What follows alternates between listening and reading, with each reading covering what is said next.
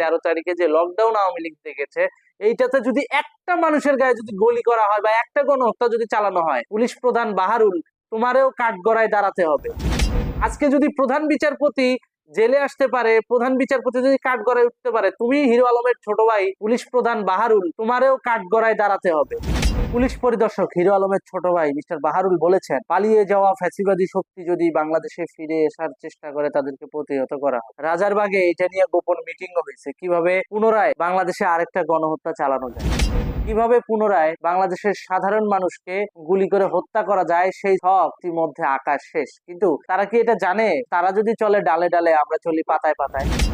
তাদের সেই গোপন মিটিং এর সম্পূর্ণ তথ্য এখন আমাদের হাতে। কারা কারা মিটিং এর আয়োজন করেছেন, কে কে ছিল সেই মিটিং এ, এবং কোন কোন পরিস্থিতিতে কিভাবে কিভাবে তাদেরকে গণহত্যা এবং গুলি করার নির্দেশ দিয়েছে, প্রত্যেকটা শব্দ এবং প্রত্যেকটা নথি কি ভাবছে আমাদের কাছে নাই? অবশ্যই আছে। এই যে হিরো আলমের ছোট ভাই মিস্টার বাহারুল, পুলিশের আইজিপি, তিনি মনে করেন কি তিনি পুলিশের প্রধান মানে তিনি রাষ্ট্রের সব মাথায় কিনে নিছে? এতই সহজ? 17 বছর তো ঘাস কাটি নাই, 17 বছর ঘাস কাটা হয় নাই, আওয়ামী লীগের লোকজন ঘাস কাটে নাই। শুক্র শুক্র 8 দিনে পুলিশের চাকরি পাইছেন, কিন্তু এটা মনে করেন না যে আওয়ামী লীগের হাতে কোনো ক্ষমতা নাই বলে আওয়ামী লীগের হাতে কোনো তথ্য আসে না। গোপনে মানুষ হত্যা গণহত্যার প্ল্যান করবেন, সে দায়ভার কে নিবে? আপনাকেই নিতে হবে। ভবিষ্যতে যদি আওয়ামী লীগ ক্ষমতায় আসে এবং এই যে 13 তারিখে যে মিটিং আওয়ামী লীগ ডেকেছে, 13 তারিখে যে লকডাউন আওয়ামী লীগ ডেকেছে, এইটাতে যদি একটা মানুষের গায়ে যদি গুলি করা হয় বা একটা গণহত্যা যদি চালানো হয়, পুলিশ প্রধান বাহারুল, তোমারেও কাঠগড়ায় দাঁড়াতে হবে। আজকে যদি প্রধান বিচারপতি জেলে আসতে পারে, প্রধান বিচারপতি যদি কাঠগড়ায় উঠতে পারে, তুমি হিরো আলমের ছোট ভাই পুলিশ প্রধান বাহারুল, তোমারেও কাঠগড়ায় দাঁড়াতে হবে। ভুলে যায় না, তুমি বিচারের বাইরে না, কিন্তু বিচার আমরাও করব এবং সেই বিচার কিভাবে বাস্তবায়ন হয় সেটাও দেখাবো। পুলিশের যে সমস্ত এসআই রয়েছেন, যে সমস্ত মাঠকর্মী রয়েছেন, যারা মাঠে কাজ করেন নিজের জীবন বাজি রেখে, আপনারা এটা কি টের পাচ্ছেন? আপনাদের বুকের উপর পাড়া দিয়া এই সমস্ত আইজিপি, এই সমস্ত ডিসি, এসিরা এসি রুমে থাকার বন্দোবস্ত করে নিচ্ছে।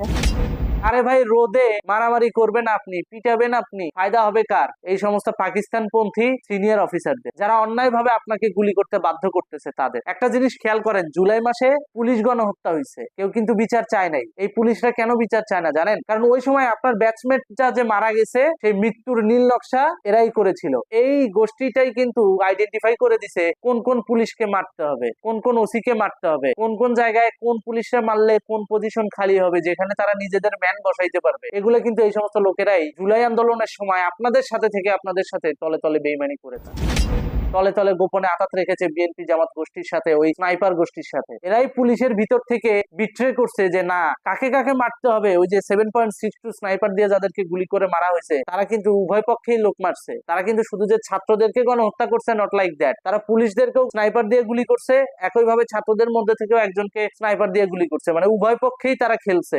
পুলিশের পাশে দাঁড়াইয়া পুলিশের ছাত্রদের পক্ষে ভূমিকা নিয়েছিল, সারা বাংলাদেশ সবচেয়ে আলোচিত, জানো এটা? তাহলে এই ধরনের ব্যক্তিদের কথায় যদি আজকে আবারও আপনারা মানুষ হত্যায় মেতে ওঠেন, তাহলে ভবিষ্যতে এসআই থেকে শুরু করে ওসি, বর্তমানে যারা দায়িত্বে আছেন, তারাও কিন্তু কাঠগড়ায় উঠবেন। ভুলে যায়েন না, প্রধান বিচারপতি যদি কাঠগড়ায় উঠতে পারে, তাহলে আপনি সাধারণ এসআই, আপনারা ভবিষ্যতে আপনাদের পরিবারকে কোর্টের চক্কর কাটাইতে যায়েন না, এইটুকু বলি। কারণ অসৎ যে অফিসার আপনাকে মানুষ হত্যার অর্ডার দিচ্ছে, সেই অসৎ অফিসার গুলোর হাতে কিন্তু আপনার সহকর্মীরই রক্ত লেগে আছে। ওরা জিন্দিগিতেও আপনি মরে গেলেও আপনার পরিবারের পাশে দাঁড়াবেন। এই যে বিগত জুলাই মাসে যে পুলিশ অফিসার গুলো মারা গেছে, যে এসআই গুলো মারা গেছে, এদের পরিবারের ব্যাপারে আজ পর্যন্ত বিগত 1.5 বছরে কেউ খোঁজ নিছে? নেয় নাই। পুলিশ গণহত্যার বিচারের দাবি কিন্তু আমরাই তুলছিলাম। বাংলাদেশের সর্বপ্রথম পুলিশ গণহত্যার বিচারের দাবি কিন্তু আমি সাব্বির তুলছি। এখনো এই ইউটিউব চ্যানেলে সেই ভিডিও আছে, এই ভিডিও শেষে আমি সেটা যুক্তও করে দেবো। কিন্তু একটা কথা বলি, এখন যদি আপনারা মিসলিড হন, এখন যদি আপনারা গণতান্ত্রিক ধারার বাইরে এসে সাধারণ মানুষকে হত্যার খেলায় মেতে ওঠেন, ভবিষ্যতে গণহত্যার দায় কিন্তু ওই যে বিডিআর এর যে সমস্ত জওয়ানদের বিচার করা হয়েছিল, ঠিক একইভাবে পুলিশের এই এসআইদেরও কিন্তু বিচারের আওতায় নিয়ে আসা হবে, যারা আগামী 13 তারিখ আমার আওয়ামী লীগের ভাই ব্রাদারদের গায়ে হাত তুলবে, তাদের উপর টিয়ারশেল নিক্ষেপ করবে। প্রত্যেকটা পুলিশ কিন্তু বিচারের আওতায় আসবে এবং সেটা হবে আমাদের কোর্ট, কোনো ক্যাঙ্গারু কোর্ট না। এখানে আইন মেনেই কিন্তু, গণতান্ত্রিক ধারা মেনেই কিন্তু বিচারটা করা হবে। সুতরাং এমন কোনো কিছু করিয়েন না যাতে ভবিষ্যতে আপনাদের কাঠগড়ায় দাঁড়াতে হয়। জুলাই আন্দোলনে কিন্তু এসআই মারা গেছিল, কনস্টেবল মারা গেছিল, এবার কিন্তু বড় বড় অফিসাররা ঝুলবে। বিসিএস অফিসার হইয়া শুক্র শুক্র 8 দিন আইসা ওই বড় বড় মাফিয়াদের এজেন্ডা বাস্তবায়ন করবেন, আর ছোট ছোট এই অফিসার গুলা বলির পাঠা হবে, ওই দিন ভুলা যান।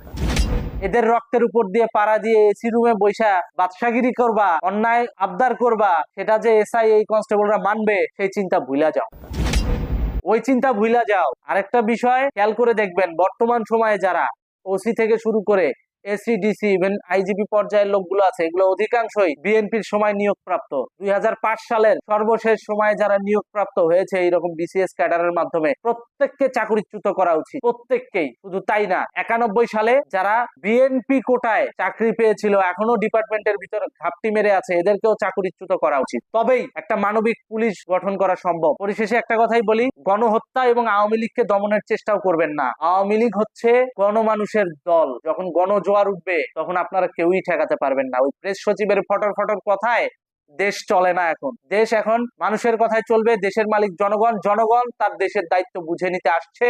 13ই নভেম্বর রাজপথ শুধু হবে আওয়ামী লীগের, রাজপথ থাকবে আওয়ামী লীগের দখলে। কোন পুলিশ যদি কোনো গুলি চালানোর চেষ্টা করে, কোনো গণহত্যা চালানোর চেষ্টা করে, তাহলে মনে রাখবেন বিচার প্রক্রিয়ার মাধ্যমে সেই সমস্ত পুলিশকে ফাঁসিতে ঝোলাবো আমরা, এবং তারাও কিন্তু বিচার বহির্ভূত হত্যাকাণ্ডের দায়ে আদালতের কাঠগড়ায় দাঁড়াবে। এটাও বলে রাখি, অতীতে খেয়াল করে দেখেছেন জুলাই আগস্টের পরবর্তী সময়ে যদি প্রধান নির্বাচন কমিশনার কাঠগড়ায় উঠতে পারে, যদি প্রধান বিচারপতিকে কাঠগড়ায় তোলা যায়, তাহলে এই সমস্ত পুলিশ অফিসার 2-4টে এসআই কনস্টেবল, এদেরকে কাঠগড়ায় তোলা কোনো ব্যাপার না। আরেকটা বিষয় খেয়াল করবেন, বড় বড় সেনা কর্মকর্তাদেরকেও কিন্তু কাঠগড়ায় তোলা হয়েছে। সুতরাং ক্ষমতা কিন্তু চিরস্থায়ী নয়। শেখ হাসিনার মতো প্রভাবশালী নেত্রীকেও কিন্তু চলে যেতে হয়েছে। সুতরাং এইটা ভাইবেন না আপনারা চাইলেই পার পেয়ে যাবেন। আপনারা চাইলেই পার পাওয়ার মতো অবস্থানে নাই।